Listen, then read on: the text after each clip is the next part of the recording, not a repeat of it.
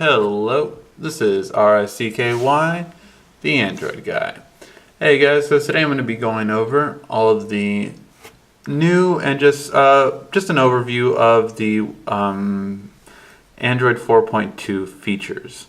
So just going to go over a couple of differences between Android 4.2 and 4.1, but then also just what really makes Android Jelly Bean different. So one thing is just very simple to see, and that is speed. Speed is going to be much faster on Android 4.1 and even faster on 4.2. So it's definitely something that we noticed in a lot of devices that came out, that it just moves really quickly in comparison to any other OS on the market. And it's definitely been deemed as not only quicker than most other OSs, but more stable. So it actually crashes less compared to a lot of other OSs out on the market. So that's definitely one. Another thing is you have two different types of notifications panels now. One is just a regular traditional notification panel, which if you haven't seen can actually be pulled down if a notification allows you to. So say if you get an email, and just to show you guys, I'm just going to quickly make an email to myself.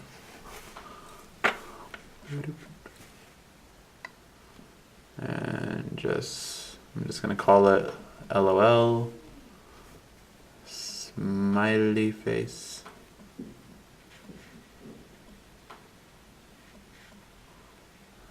And just send it.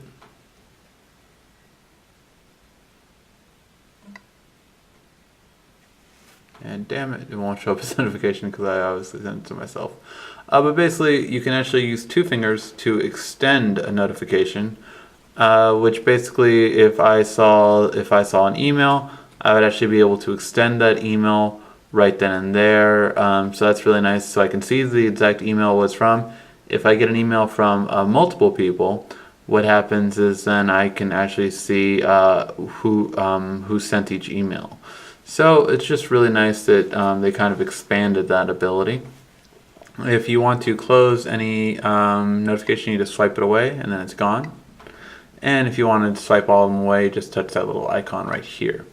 Now besides this notification panel, you actually have one on this side now.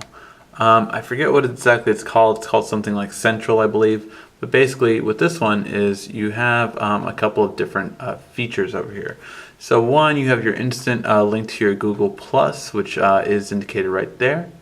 You also do have a brightness setting, so you can toggle your brightness right then and there.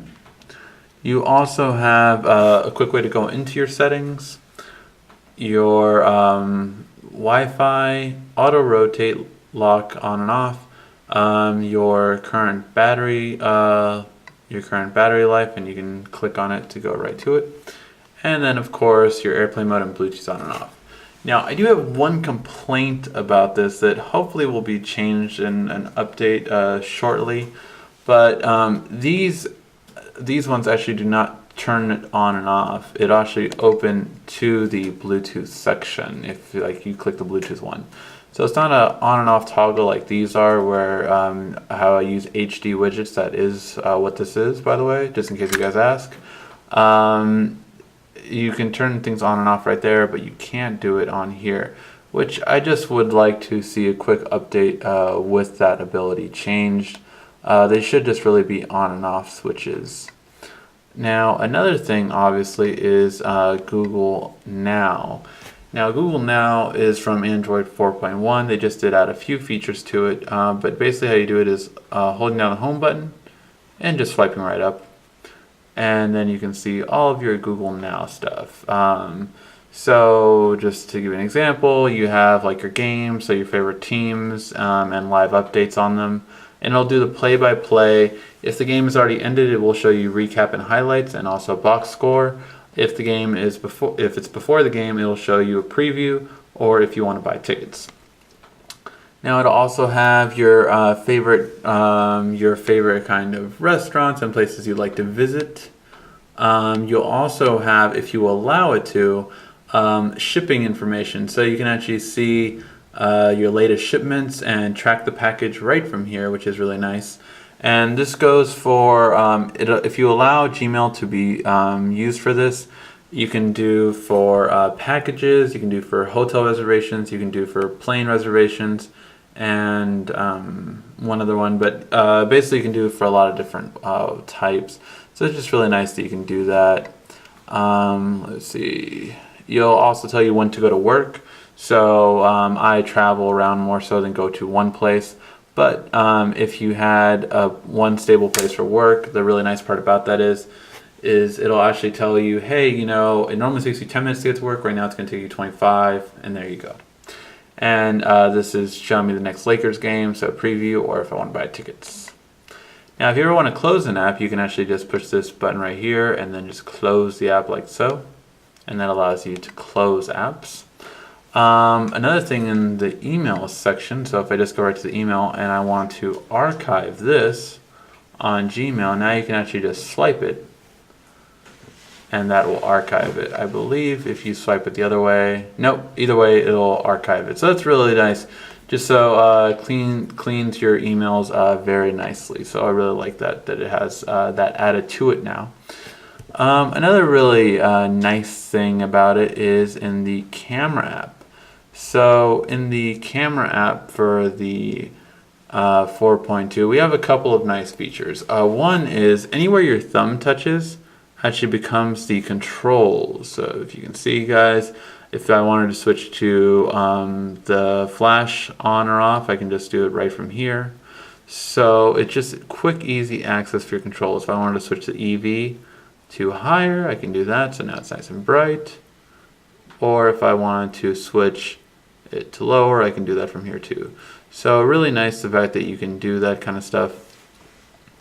The other thing is you can go right to your settings right there and then see your megapixel, 5 megapixel, and if you want it on auto scene mode or different scene modes, and also if you want to store the location where you took it at, and of course your white balance. So just really nice that it has all of those right then and there. On the bottom right here, you can of course switch between the different modes. So you have video mode, panoramic, and this new sphere photo. And I'll show you what the sphere photo will look like. I just wanted you to see the interface first, and that's the interface. And I'll show you what this looks like. So one thing that is really nice about this device is the photosphere. So for one thing, let me show you just what I did. You can actually hold your thumb down and then just swipe to the left and then go right to your film strip. And this will take you to your film strip with all your different photos and everything like that. And now this is, for some reason when I did the photosphere, it took it upside down. So first, just let me show you guys what this looks like. And this is where we record, guys. This is our humble abode. You can see me right there recording it. Now, everything is kind of close in here. That's why you have like that kind of artifacting right there where it wasn't lined up properly. Photosphere is really good more so for when things are a little bit further away. But it gives you an idea of how big the area is. And that is right next to this. So you can kind of see that. Now, for some reason when I did Photosphere the first time, it gave me it upside down. But just to give you the kind of imagery that you get from Photosphere, you can see that you kind of get everything and just how it looks in the room right then and there. So it's really kind of interesting that you get this kind of street view really on here. And so you can see that that was my poor broken Android right there. Poor Android. Don't worry, I'm getting it repaired. It's all good. It's all good. But yeah, you can see the lighting in the booth that I'm in right now and everything like that. So you can kind of see everything around you. And one of my friends pointed out that it's really good for real estate to kind of get a visual of how the place will look. So yeah, it's really nice in that aspect, and I really like it a lot. Eventually, Google has said that they'll even allow you to upload photospheres of different areas. So that's just really nice that the future and the possibilities of that. So I really like it. I think it's a really good feature for it. Now, another thing I like to point out is in your photos. So, in your photos, right from here, you now have a really cool looking effects right there. So you can actually go right into editing very quickly now on Android. So I really like that you can do that, and you can change, the look of things, black and white, and the different colors and everything like that, and just lots of different like effects first. Then you can do different frames and all that kind of stuff built into it. Again, you don't even have to go to third parties to do this. You can, straighten, crop, rotate, mirror, and just do all these different kind of things. This is more in, terms of just getting everything right, and so it looks perfect. And mirror can kind of be fun as well. But yeah. So, different things you can do with this with just a built-in photo editor, but I think it's really nice to just have it built in now. One of the last couple things that I do like about the device as well is not only is it really fast, but you can actually move things around more easily. So, for instance, if I wanted to, I'm going to make this bigger first to start off with. Oops. I'm going to make this widget bigger. So if I wanted to move this over here, but I didn't have the room for it, what will happen is, like, first things will try to get out of the way for me, but if I just drop it down, it will automatically resize. So this is a really nice feature that they added to basically just allow things to resize in terms of the way you want it to be. So I really like that feature that they made it like that, so you can kind of play around with it and see how you like it, but basically you can just resize things to make them fit,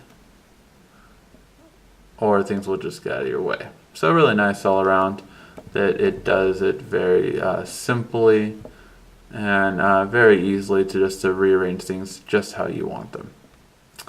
Alright guys, so the other last thing I have to show you is just on the lock screen. Now I have done a video on the lock screen, of course, but basically what you have on the lock screen is now you can actually launch different things. So you can actually see your regular lock screen, your emails, your calendar, you listen to a song, and any other widgets that support this, and basically just add any widget you want to here, and it'll basically come up for you. If you wanted to rearrange them, you can also do that just by holding this down.